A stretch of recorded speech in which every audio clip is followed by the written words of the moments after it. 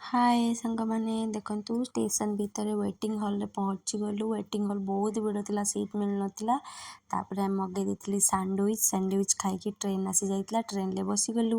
ଟ୍ରେନ୍ରେ ବସିଗଲା ପରେ ଏଠି ଗୋଟେ ବଢ଼ିଆ ଫ୍ୟାମିଲି ଆସିଥିଲେ, ସେମାନେ କୋରାପୁଟ ଯାଉଥିଲେ। ସେମାନଙ୍କ ସାଙ୍ଗରେ ଆମର ବି ଥିଲା ସିଟ୍, ତ ଆମେ ବସିଗଲୁ ଆଉ ଶୋଇଯାଇଥିଲୁ। ତାପରେ ସକାଳୁ ଉଠିଲା ବେଳକୁ ସେ ଯେଉଁ ଫ୍ୟାମିଲି ଯେଉଁ ଗୋଟେ ହଜବେଣ୍ଡ ୱାଇଫ୍ ଗୋଟେ କପଲ୍ ଥିଲେ, ସେମାନେ ବହୁତ ସୁଇଟ୍ ଆଉ କ୍ୟୁଟ୍ କପଲ୍। ସେମାନଙ୍କ ପାଖରେ ପାପୁ ପୁରା ମିଶି ଯାଇଥିଲା, ସେମାନଙ୍କ ପାଖରେ ପୁରା ସକାଳ ସାରା ବସିକି ଆସିଲା। ଆଉ ମୁଁ ମୋର ବସିକି ଟନଲ୍ ଗୁଡ଼ାକ ଏନ୍ଜୟ କରୁଥିଲି, ବହୁତ ବଡ଼ ବଡ଼ ଟନେଲ୍ ଥିଲା। ଆଉ ଟନେଲ୍ ପରେ ଏଠି ଦେଖନ୍ତୁ ସେ ଯେଉଁ ସେ ଝିଅ ପାଖରେ ମାନେ ପାପୁ ସେ ଯେଉଁ ଦୁଇ ଜଣ କପଲ୍ ଥିଲେ, ତା ପାଖରେ ସେ ପାପୁ ବହୁତ ଟାଇମ୍ ବସିକି ତାର ପୁରା ଏନ୍ଜୟ କରୁଛି, ଓରିଓ ବିସ୍କିଟ୍ ଖାଉଛି। ତାପରେ ଏଠି ଦେଖନ୍ତୁ ସକାଳର ଭ୍ୟୁ, ଆପଣମାନେ ଜାଣିଛନ୍ତି କୋରାପୁଟ ରୁଟ୍ରେ କେତେ ବଢ଼ିଆ ବଢ଼ିଆ ଭ୍ୟୁ ଯାଏ। ବହୁତ ବଢ଼ିଆ ଲାଗୁଥିଲା ପୁରା ସକାଳ ମାନେ ସୂର୍ଯ୍ୟ କିରଣ ସାଙ୍ଗକୁ ଏ ପାହାଡ଼ ଆଉ ଜଙ୍ଗଲ ପୁରା ଦୃଶ୍ୟ ବହୁତ ବଢ଼ିଆ ଲାଗୁଥିଲା, ବସିକି ଏନ୍ଜୟ କରୁଥିଲି।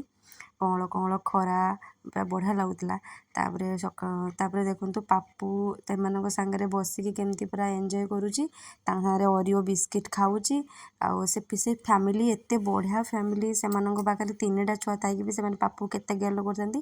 ପାପୁ ତାଙ୍କ ପାଖରେ ବସିଥିଲା ବୋଲି ତାଙ୍କ ପୁଅ ପୁରା ମନ ଦୁଃଖରେ ଉପରେ ବସିଥିଲା।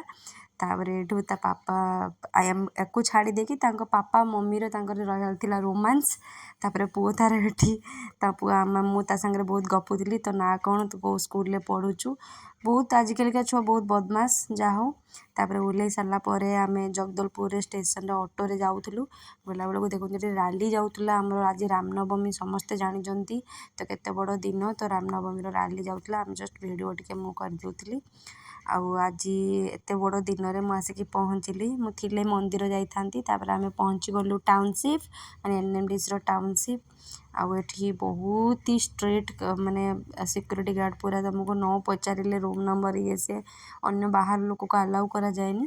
ଯାହା ହଉ ପହଞ୍ଚିଗଲୁ। ଦେଖନ୍ତୁ ଏଇଟା ଆମ ଟାଉନସିପ୍, ଆପଣଙ୍କୁ ତ ବହୁତ ଥର ମୁଁ ଦେଖେଇଥିବି, କିନ୍ତୁ ଗେଟ୍ ଭିତରକୁ ଏଣ୍ଟ୍ରି କରିବା ଟାଇମ୍ଟା କେବେ ଦେଖେଇନି। ତାପରେ ପହଞ୍ଚିଗଲା ପରେ ଦେଖନ୍ତୁ ପାପୁ ଡେଇଁ ପଡ଼ିଛି ପୁରା ତା ଚାଚୁ ଉପରକୁ, ବହୁତ ଖୁସି।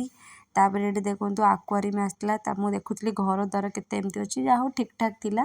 ତାପରେ ପାପୁ ଯାଇକି ତା ଗୁଲୁ ଭାଇକି ଡାକିଥିଲା, ଦେଖ ଭାଇ ମୁଁ ଆସିଗଲି।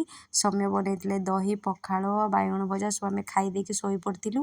ତାପରେ ଏମାନେ ଉଠିଲା ପରେ ରାମନବମୀ ପାଇଁ ପୁରା ରେଡ଼ି ହେଇକି ଦୁଇ ଭାଇ ବାହାରି ଗଲେ। ପାପୁକୁ ଆଉ ମୋତେ ନେଲେନି, ସେଥିପାଇଁ ପାପୁର ପୁରା ମନ ଦୁଃଖ, ଇଏ ପୁରା ନାଚି ଯାଉଥିଲା ପଇସା ପାଇକି 500 ଟଙ୍କା।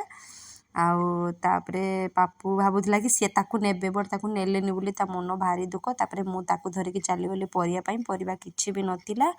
ପରିବା ଯାଉଛି ଆଣିବା ପାଇଁ। Thank you, bye bye.